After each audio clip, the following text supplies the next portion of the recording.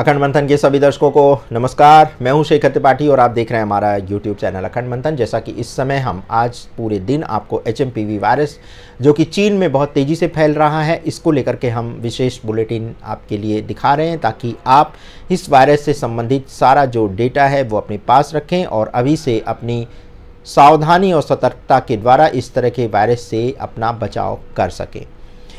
जैसा कि हमने ये एक नई वेब सीरीज़ आरंभ की है जिसमें हम दिन प्रतिदिन की घटनाओं का ज्योतिषी विश्लेषण भी करेंगे और आपको बताएंगे कि हर समाचार के पीछे कुछ अदृश्य शक्तियों का भी हाथ हो सकता है। जी हाँ, ज्योतिषी दृष्टिकोण से इस वायरस के प्रसार के पीछे क्या कारण हो सकते हैं, चलिए इसी पर हम चर्चा करते हैं।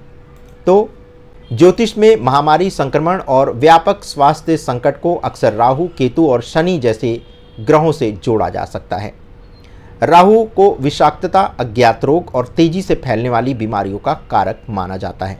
जब राहु अशुभ स्थिति में होता है या शनि और मंगल जैसे ग्रहों के साथ युति करता है तो ये संक्रामक रोगों के प्रसार को बढ़ावा देता है।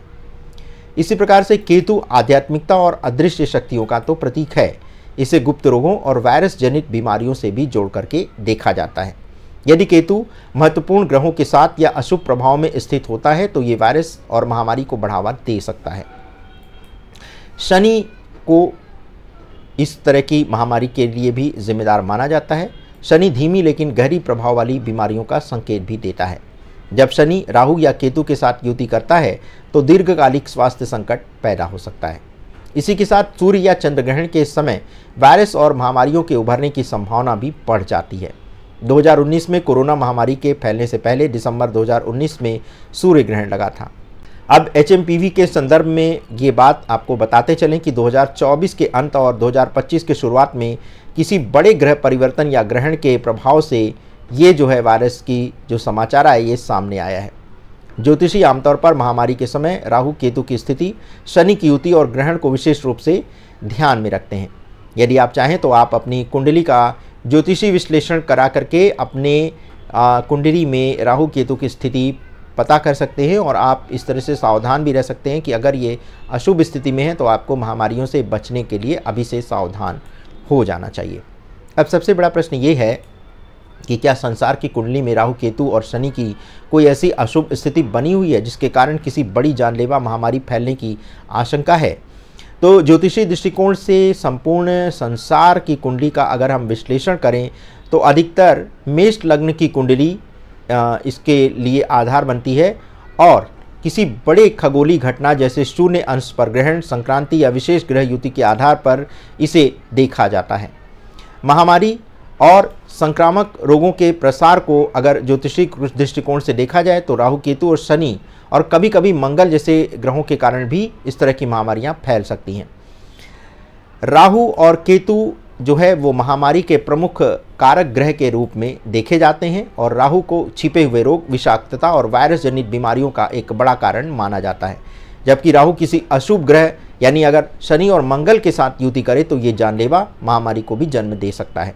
राहु का संक्रमण या वायु तत्व से जुड़े जैसे कि मिथुन, कुंभ राशि जो है उसके कारण भी वायरस के हवा से फैलने की संभावना को बढ़ाता है।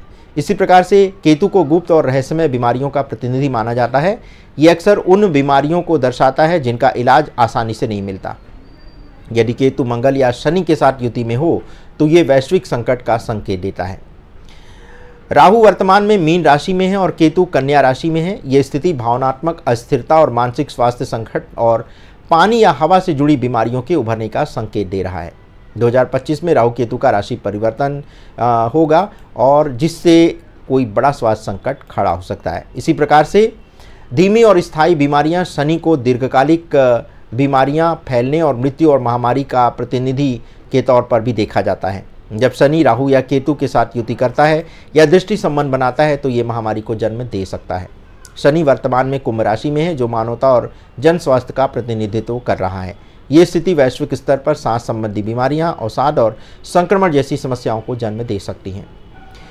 वर्तमान स्थिति जो है वो तो हमने आपको बता दी और शनि 2025 में मीन राशि में प्रवेश करेगा।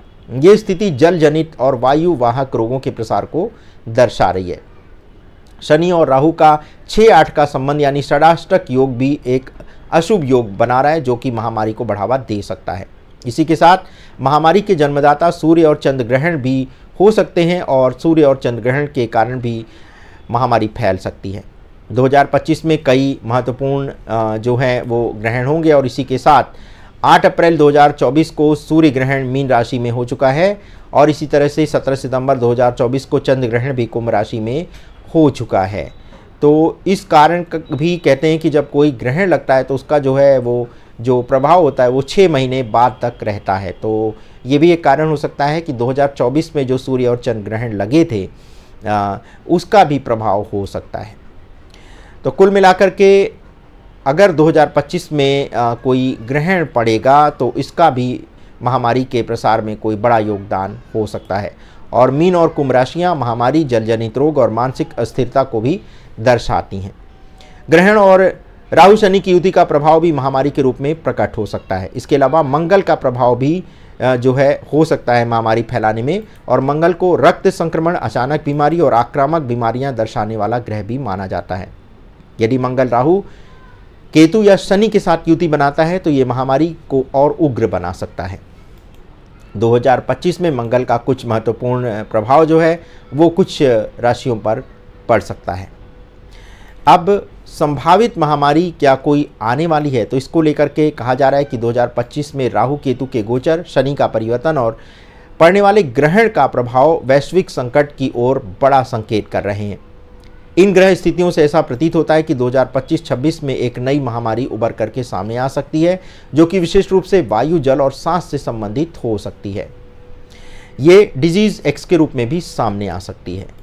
अब करते हैं बचाव की बात। तो व्यक्तिगत स्तर पर आपको स्वच्छता का ध्यान रख करके ही आप इस तरह के वायरस से सुरक्षित रख सकते हैं। आपको संतुलित आहार लेना चाहिए, नियमित स्वास्थ्य की जांच कराना चाहिए और स्वास्थ्य जो है अपना सही से रखना चाहिए, और सार्वजनिक स्थानों पर आपको मास्क का प्रयोग करना चाहिए। पारदर्शिता और डेटा साझाकरण को बढ़ावा दिया जाना चाहिए वैश्विक स्तर पर, और किसी भी देश को अपने स्वास्थ्य संबंधी डाटा को छिपाना नहीं चाहिए। इसी के साथ महामारी के लिए जो अनुसंधान किए जा रहे हैं, जो रिसर्च किए जा रहे हैं, उसको भी बढ़ाना चाहिए।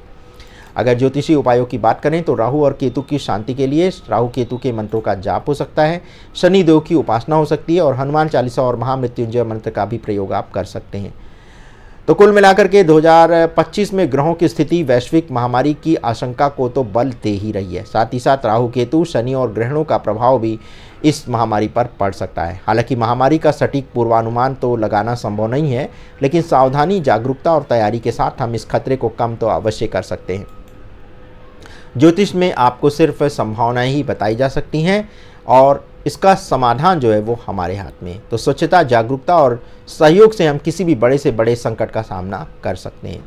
तो आज के इस विशेष एपिसोड में हमने आपको इसके ज्योतिषी कारणों के बारे में भी बताया और साथ ही साथ संसार की कुंडली में राहु केतु शनि की क्या स्थिति है इसके बारे में भी हमने आपको जानकारी दे दी है।